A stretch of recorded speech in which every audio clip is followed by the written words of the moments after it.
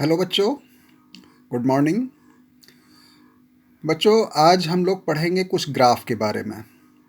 अभी तक आप लोगों ने distance, displacement, speed, velocity, acceleration के बारे में पढ़ा था। अब हम लोग कुछ ग्राफ के बारे में जानकारी ले लें, क्योंकि इससे ग्राफ से रिलेटेड क्वेश्चंस बहुत आते हैं। और ये अभी आपके आगे चल कर के 11th क्लास में जब आप पहुंचोगे तो उसमें भी आपको ये सब मिलेगा। तो अभी से ही आप थोड़ा सा तैयार हो जाओ। आज हम सबसे पहले पढ़ेंगे डिस्टेंस टाइम ग्राफ। ये जो डिस्टेंस टाइम ग्राफ है, देखो, जो भी हम लोग कैलकुलेशंस करते हैं वो हमेशा टाइम के रेस्पेक्ट में करते हैं। टाइम हमेशा, एक बात जान लीजिए कि वो हमेशा आगे ही बढ़ता रहता है, कभी रुकता नहीं है, कभी नेगेटिव नहीं होता है ना। तो अब हम लोग जो कुछ भी कैलकुलेशन करेंगे वो सब किसके रेस्पेक्ट में करेंगे? टाइम के रेस्पेक्ट में। तो टाइम के रेस्पेक्ट में, टाइम के करस्पॉन्डिंग हम अलग अलग डिस्टेंस किसी बॉडी की मोशन कैलकुलेट करेंगे और देखेंगे कि उसका ग्राफ किस तरीके से हमको मिलता है।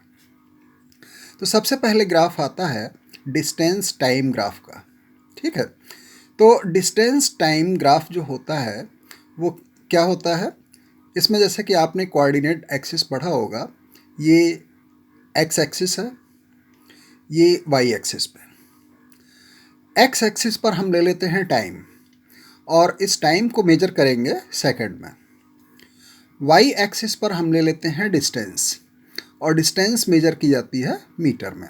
ठीक है, आप इसकी यूनिट कुछ और भी ले सकते हो, आवर भी ले सकते हो, मिनट भी ले सकते हो, इसकी किलोमीटर भी ले सकते हो, सेंटीमीटर भी ले सकते हो। जैसा आपके क्वेश्चन में दिया जाएगा उसके हिसाब से आप इसको रखिएगा। ठीक है, तो अगर हम किसी भी बॉडी के मोशन के लिए एक्स एक्सिस पर टाइम और वाई एक्सिस पर डिस्टेंस को रखें तो इससे जो हमको ग्राफ मिलता है वो हम लोग कहते हैं उसको डिस्टेंस टाइम ग्राफ। ठीक है, इससे हम लोग, इस ग्राफ से हम लोग कैलकुलेट क्या करते हैं? We find velocity from this graph. इस यानी जो डिस्टेंस टाइम ग्राफ है उससे हम लोग वेलोसिटी को कैलकुलेट करते हैं। ठीक है, वेलोसिटी को कैसे कैलकुलेट किया जाता है वो हम लोग अब देखते हैं। देखिए, मान लीजिए कोई बॉडी यहाँ पर है ओरिजिन पर, और कुछ समय के बाद में, मान लीजिए t1 टाइम है, और t1 टाइम के बाद में इसकी डिस्टेंस हो जाती है s1। ठीक है, और उसके कुछ और समय के बाद यानी t2 समय पर इसकी डिस्टेंस हो जाती है s2। ठीक है, अब जब आप ग्राफ प्लॉट करोगे, इसको यहाँ से ज्वाइन करा दीजिए एक्स एक्सिस वाई एक्सिस के पैरेलल, ये वाई एक्सिस के पैरेलल, और यहाँ से ये एक्स एक्सिस के पैरेलल हो जाएगा, ये एक्स एक्सिस के पैरेलल हो जाएगा। ठीक है, तो आप देख रहे हो कि यहाँ पे हमको एक स्ट्रेट लाइन मिलती है, और इस स्ट्रेट लाइन पर आपने कोई दो पॉइंट सेलेक्ट कर लिए, ए और बी, और ए और बी से आपने यहाँ पे परपेंडिकुलर ड्रॉ किया, यहाँ से इस पे परपेंडिकुलर ड्रॉ किया। ठीक है, तो इसका मतलब ये हुआ कि t1 टाइम में कोई भी बॉडी s1 डिस्टेंस ट्रेवल करती है, और t2 टाइम में वो बॉडी s2 डिस्टेंस ट्रेवल करती है, कवर करती है। ठीक है, तो इसमें जो है, जब ये स्ट्रेट लाइन अगर हमको मिलती है ग्राफ में, तो किसी भी बॉडी के मोशन में अगर स्ट्रेट लाइन अगर हमको मिल रही है तो हम कहेंगे कि उसकी जो स्पीड है या वेलोसिटी है वो यूनिफॉर्म है। यूनिफॉर्म का मतलब कि एक रेगुलर टाइम इंटरवल में उसकी जो डिस्टेंस है वो रेगुलर मतलब कांस्टेंट आती है, तो हम लोग इसको कहेंगे यूनिफॉर्म स्पीड। अब अगर मान लीजिए ये आपका जो ग्राफ है स्ट्रेट लाइन ना हो करके कुछ कर्व के टाइप में हो, इस तरीके से, तो ये कहलाता है नॉन यूनिफॉर्म स्पीड इसकी। ठीक है, तो अगर किसी बॉडी के मोशन में जो ग्राफ हम प्लॉट करेंगे टाइम और डिस्टेंस के बीच में, स्ट्रेट लाइन ना मिल करके हमको कुछ इस तरीके का कर्व मिले, तो ये कहलाता है नॉन यूनिफॉर्म स्पीड।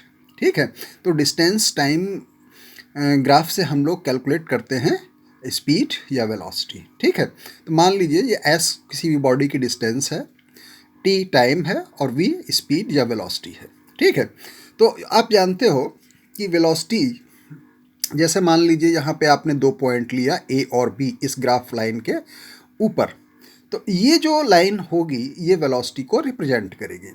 तो वेलोसिटी क्या होती है? Distance upon time. ठीक है, ए से बी के बीच में जो भी डिस्टेंस आपकी है।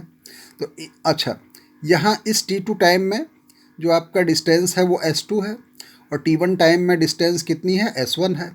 तो ये डिस्टेंस कितनी हो जाएगी? s2 minus s1 upon time interval.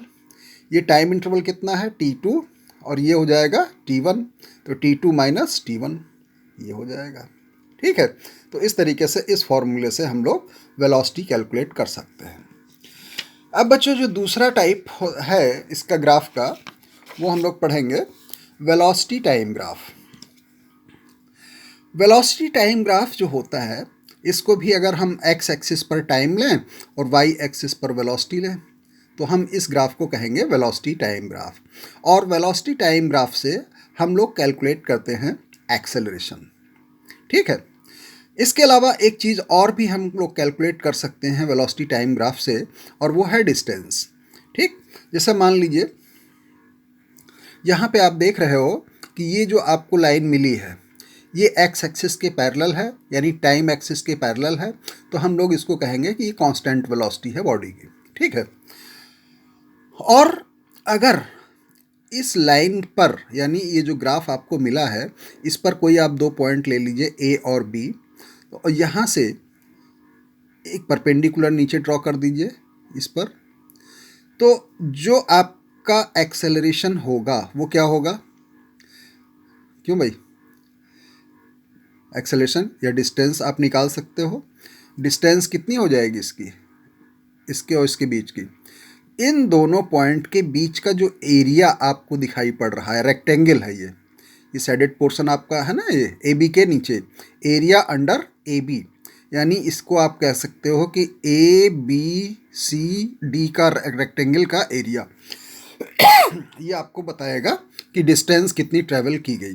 ठीक है, अब हम लोग जरा इसको फिगर को देखें इस ग्राफ को।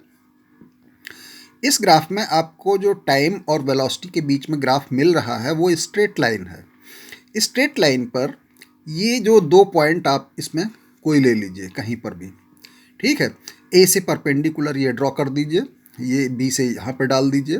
तो अब देखिए ए बी डी ई ए, ये एक ट्रेपेजियम आपको मिला।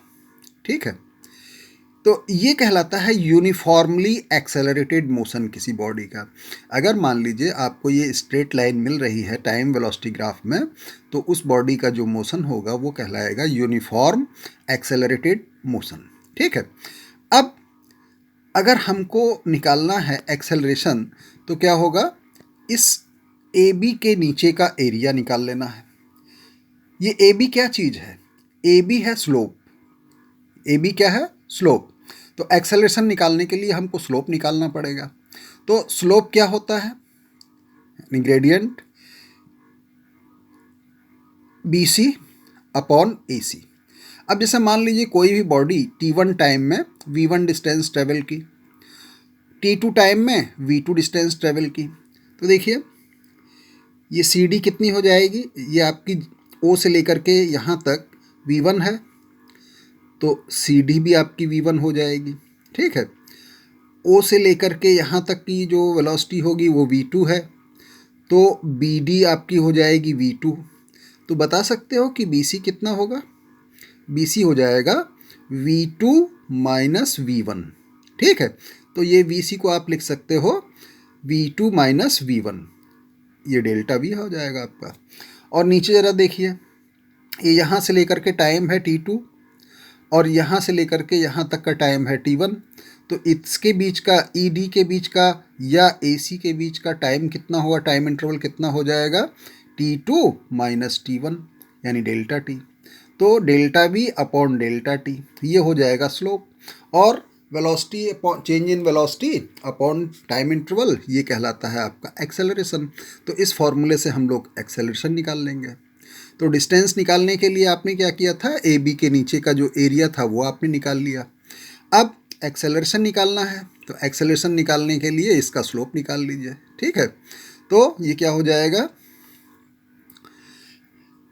Acceleration equal to change in velocity upon time interval. ठीक है, तो ये v2 minus V1 upon t2 minus t1 या delta v upon delta v, और ग्राफ से आप देखिएगा तो डेल्टा v किस लाइन को शो करता है, bc को, और डेल्टा t किसको शो करता है, ac को, यानी bc अपॉन ac आप कैलकुलेट कर लो तो एक्सेलरेशन निकल आएगा। अब डिस्टेंस मान लीजिए निकालनी है इस ग्राफ में, तो डिस्टेंस कैसे निकालोगे,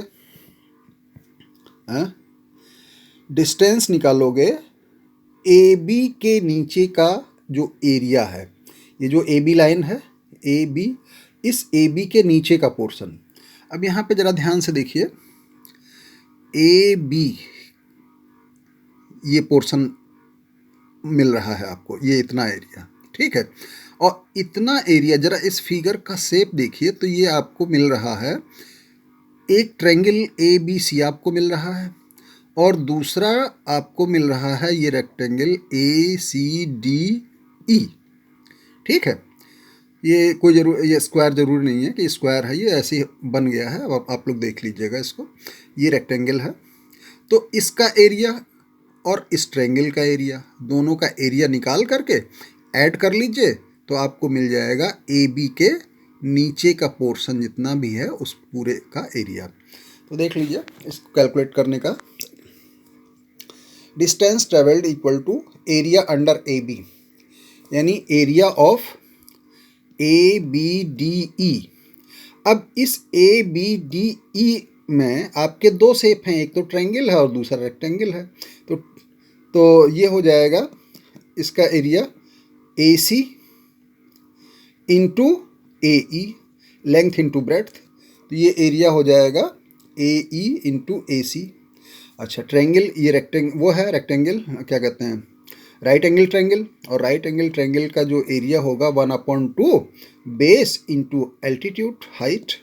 ठीक है, तो ये हो जाएगा 1/2, बेस है ए सी और हाइट है बी सी, तो इसको आप लिख सकते हो 1/2 ए सी इंटू बी सी। ठीक है, ए ई क्या चीज़ है, फिगर देख लीजिए, ए ई है आपका V1। ठीक है, और ए सी कितना है, ए सी है ये डेल्टा टी, तो ये कितना हो जाएगा V1 into delta T plus half, A C है डेल्टा टी और बी सी है डेल्टा बी, तो half delta T into delta B. तो इस तरीके से आप निकाल सकते हो डिस्टेंस। तो वेलोसिटी टाइम ग्राफ से आप लोग एक्सेलरेशन और डिस्टेंस दोनों निकाल सकते हो। और टाइम डिस्टेंस ग्राफ से आप क्या निकालते हो, वेलोसिटी निकालते हो। तो ये चीज़ ध्यान रख लीजिएगा, जैसे आपके क्वेश्चन में आएगा तो जो भी आपको ग्राफ दिया जाए और उसमें आप देखें क्या चीज़ आपको कैलकुलेट करनी है। बाकी बातें हम लोग कल करेंगे। ठीक है, थैंक यू।